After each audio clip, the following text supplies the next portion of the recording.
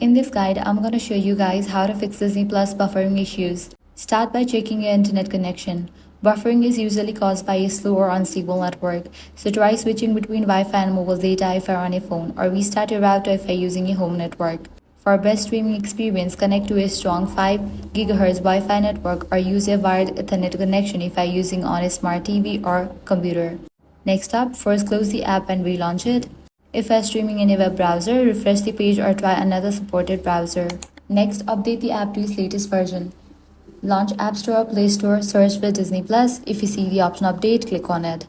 If buffering continues, lower the video quality temporarily or stop other devices on your network from downloading or streaming large files. Too many devices sharing the same internet connection can reduce the bandwidth available for Disney Plus. Likewise, you can sign out of your Disney Plus account and sign back in. Next, make sure you are not connected to any VPN or proxy service. If you are connected, disable it.